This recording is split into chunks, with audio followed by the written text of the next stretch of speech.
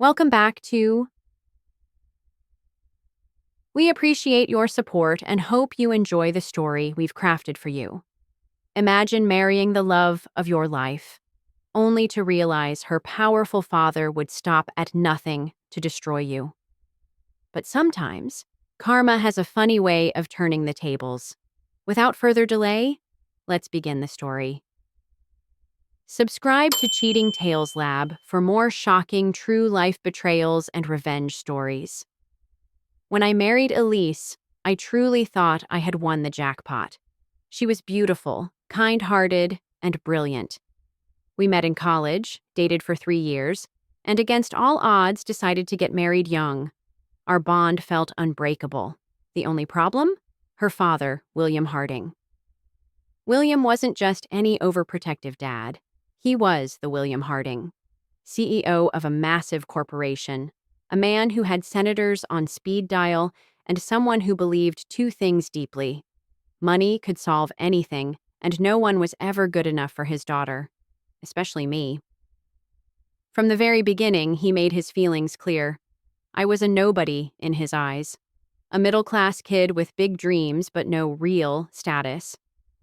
During our engagement party, he pulled me aside, smiled coldly, and said, "Enjoy this while you can, son. Elise deserves better, and sooner or later she'll realize it." At first, I laughed it off. Elise loved me, and that's all that mattered. Or so I thought. But William wasn't the type of man who let go. He began subtly poisoning Elise's mind, planting seeds of doubt about our financial stability, about my ambition, about whether I could provide the life she deserved. It was always little comments, always just enough to stir the pot, but never so direct that Elise would call him out. Meanwhile, I stayed focused. I worked 2 jobs to support our dreams while Elise finished her master's degree. I thought if I proved myself through hard work, William would back off. Big mistake. The first real shot he fired came when he offered me a business opportunity.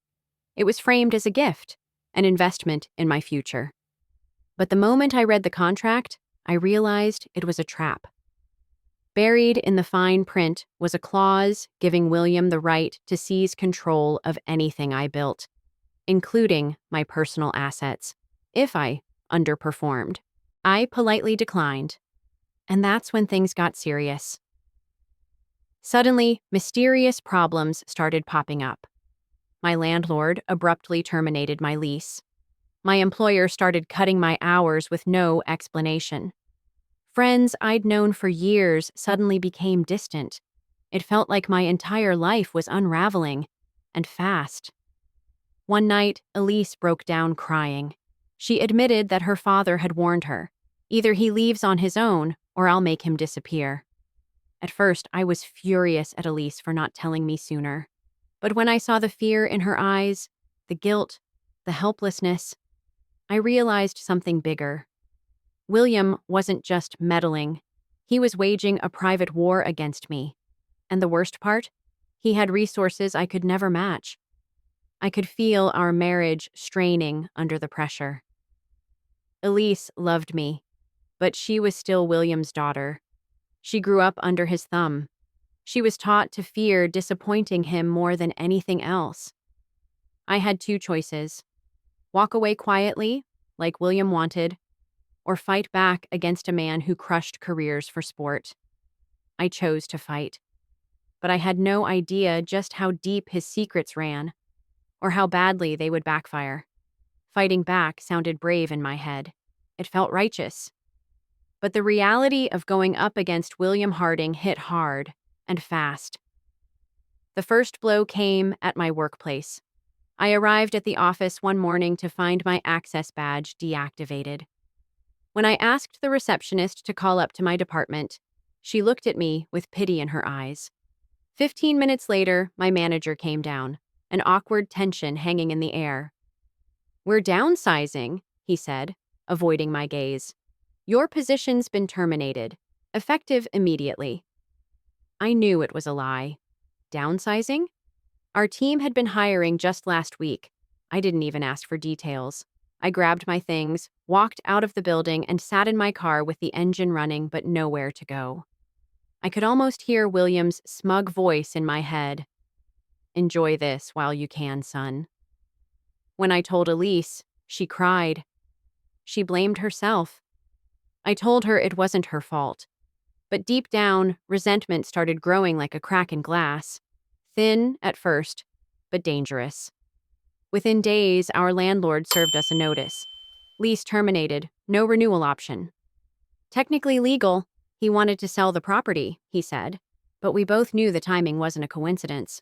Suddenly, we were jobless, nearly homeless, and our savings, meant for a future home, started bleeding away faster than I could think. I felt trapped. Everywhere I turned, a door slammed in my face. Old friends stopped returning calls. Prospective employers suddenly lost my resume or found more qualified candidates. No matter how hard I tried, it felt like invisible hands were pulling every string to break me down. And those hands belonged to William Harding. Meanwhile, Elise was crumbling. She was torn between me, the man she loved, and the father who had shaped her entire life. The tension in our tiny apartment was suffocating. Every conversation circled back to William. "I'll talk to him," she said one night, her voice barely a whisper. "I'll make him stop." "No," I said, colder than I meant to. "Talking won't change a man like him. He thinks he owns you. He thinks he owns us." And that was when it clicked for me. William didn't see me as a person. I was an obstacle, a bug to be crushed under his polished Italian shoes. He didn't want Elise unhappy. He wanted her obedient. He wanted a daughter who would marry into another powerful family, someone whose status could elevate the Harding name even higher. I was nothing but a blemish on his perfect empire. But if he thought he could erase me without consequences, he was wrong. That night, as Elise cried herself to sleep, I sat in the dark, staring at the ceiling, rage boiling inside me. I realized I couldn't beat William with money. I couldn't beat him with influence. I couldn't even beat him playing fair. If I wanted to survive this war, I needed to find his weakness, the one thing he couldn't buy, bully, or bury. Because everyone, no matter how powerful, has a secret. And it was time for me to find William Harding's. Finding William's weakness wasn't going to be easy. Men like him didn't leave loose ends lying around. They covered their tracks with lawyers, money, and power. But everyone, no matter how untouchable they seem, hides something. I just had to dig deep enough. I started small. First, I went through public records, business deals, court cases, property holdings. On the surface, William Harding looked spotless. His image was that of a brilliant businessman and a generous philanthropist.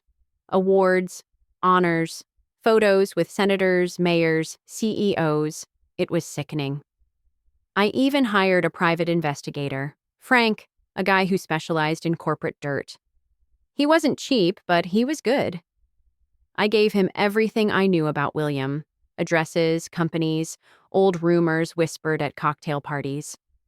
Weeks went by with nothing solid. I was running out of time and money. Elise and I had moved into a tiny rental apartment far from the city, trying to outrun William's influence. She tried to stay strong for me, but the cracks were showing. Every time a job interview fell through, every time another strange coincidence happened, her hope dimmed a little more. Meanwhile, Frank kept digging.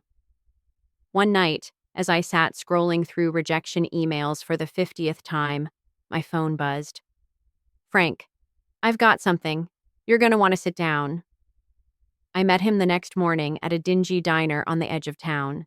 He slid a folder across the table without saying a word. I opened it, and for the first time in months, I smiled. William Harding wasn't just a ruthless businessman. He was a fraud. Years ago, during one of his company's big expansions, William had made illegal deals under the table, bribing zoning officials, manipulating environmental reports, forging signatures. The paper trail was thin, but it was there. More importantly, it was recent enough that exposure could destroy him. If the public found out, William would lose everything: his reputation, his businesses, his power. He would be sued into oblivion, prosecuted, ruined. I closed the folder carefully and looked at Frank. "Can we prove it?" Frank grinned. "If you push the right buttons, oh yeah. This isn't just shady, it's criminal." Finally, I had found my weapon. But revenge had to be precise. One wrong move, and William would crush me harder than before. I needed to make sure when I pulled the trigger, there would be no coming back for him. First, I secured the evidence: copies, backups, encrypted files. I wasn't dumb enough to confront William empty-handed.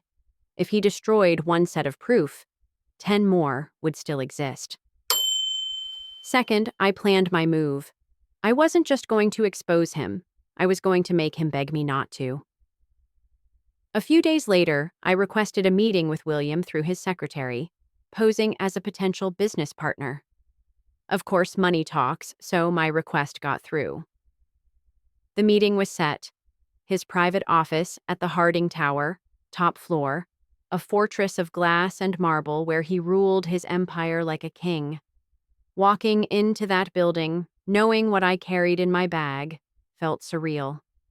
This wasn't just about me anymore. This was about showing William Harding that no matter how powerful you think you are when you build your empire on lies, you're only ever one truth away from losing it all. I was ready, and he had no idea what was coming. The elevator ride up to the top floor felt like it lasted a lifetime. My heart pounded against my ribs, but my mind was razor sharp. I wasn't scared anymore. Not of him. Not of what could happen.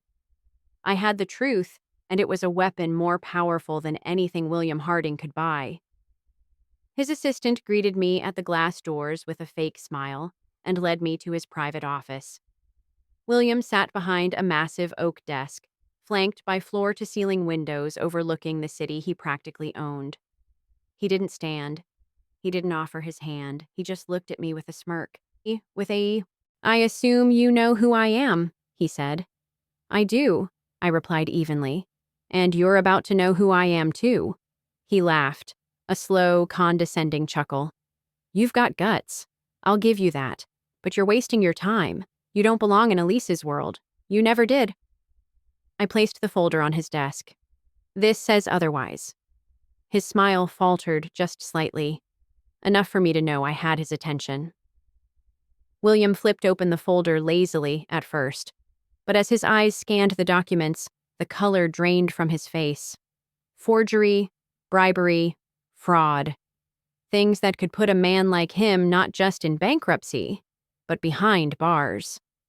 "You've been busy," he said, closing the folder with a snap.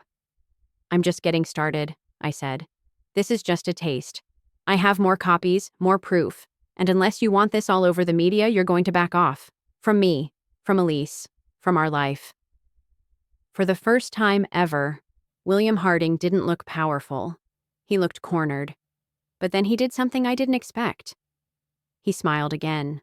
A different smile, tight, cunning. "You think this scares me?" he said. "You have no idea what you're playing with." I frowned, feeling the ground shift beneath me. "I could bury you in court before a word ever makes it to a reporter," he continued. "Tie you up in lawsuits for years, destroy you financially. You'd lose everything first, your home, your marriage, your future, long before any of this could hurt me." My hands clenched at my sides. He wasn't wrong. His resources were endless compared to mine. But then he made a mistake. Maybe he thought he was still the puppet master. Maybe he thought intimidation would work one more time. Because he leaned in and whispered, "Besides, Elise won't believe you. She's loyal to her family." My heart dropped for a split second. Did he know something I didn't? Before the doubt could consume me, my phone buzzed in my pocket. It was a message. From Elise. "I'm outside. I couldn't let you do this alone. Hope surged through me. Without a word, I pulled out my phone and set it on the table. Before William could react, I hit play on a recording. The entire conversation had been recorded. Every threat, every confession, every admission. His eyes widened in horror. "You're not just fighting me anymore," I said calmly. "You're fighting the truth. And you're going to lose." Before he could lunge across the desk, before he could call security, the door opened, and there stood Elise. She looked at her father, not with love, not with fear, but with absolute disgust. "I believed in you once," she said quietly, "but not anymore." William stood frozen, realizing the empire he built wasn't just crumbling, it was imploding. "You think you can erase people?" I said. "You erased yourself." We left the office together side by side. But I knew the real fireworks were only beginning, because William's secrets weren't just about him. They were about the entire Harding family, and when they came to light, the fallout would be bigger than any of us could imagine. Walking out of that skyscraper hand in hand with Elise felt like a dream, but reality hit fast and hard.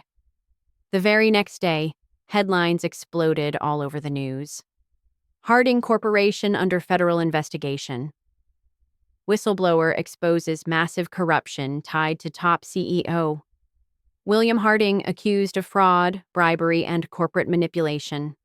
It was everywhere. On every news channel. Every major website. William Harding's pristine empire cracked overnight, and by the end of the week, it was in free fall. Anonymous sources, aka Frank and I, had strategically leaked the documents to reporters, not just at one outlet, but dozens. William's team scrambled, throwing out denial statements, filing emergency injunctions. But the damage was done. The story was too big. The proof was too damning. The public was too hungry for justice. Within days, the board of directors of Harding Corporation forced William to resign. Lawsuits flooded in from shareholders, former employees, and government regulators. Federal agents raided corporate offices. William's face, once plastered on magazine covers as a self-made titan, now glared down from TV screens as the face of greed and corruption. And as for William, personally, frozen assets, pending indictments, a fall from grace so spectacular it was almost poetic. But that wasn't even the best part. The real victory came in the quiet moments. The phone calls from former friends of William's who suddenly pretended not to know him, the whispers behind his back at the country clubs, the disdain on the faces of the very politicians he once bought. He wasn't powerful anymore. He was radioactive. And for once, William Harding couldn't buy his way out. Our life after the storm. With William out of the picture, Elise and I had space to breathe, to rebuild not just our lives, but our trust. It wasn't easy. There were days filled with doubt, anger, guilt, times where Elise mourned the father she thought she had, not the man he turned out to be. But we stayed together. We healed, slowly, painfully, honestly. We moved to a new city, far from the chaos, and started over with no ghosts of the past haunting us. I finally landed a new job, one I earned without any help or interference. Elise opened a small community art studio, something she had dreamed about for years but never had the freedom to pursue under her father's thumb. It wasn't glamorous. It wasn't built on status, but it was ours. Real, pure, hard-won. And that meant everything.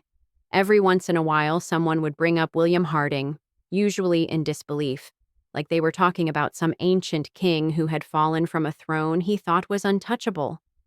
I would just smile quietly to myself, because I knew the truth. No empire built on lies survives forever, and no amount of money, power, or intimidation can erase a man who refuses to be broken. What would you do if someone tried to erase you from your own life? Have you ever fought back against someone more powerful and won? Share your story in the comments below. We read everyone, and your experiences might just inspire someone else who needs the courage to stand up. If you found this story powerful, like, subscribe, and share to Cheating Tales Lab for more unbelievable true life betrayals, survival, and justice. Turn on notifications. You don't want to miss the next jaw dropping story we have coming up.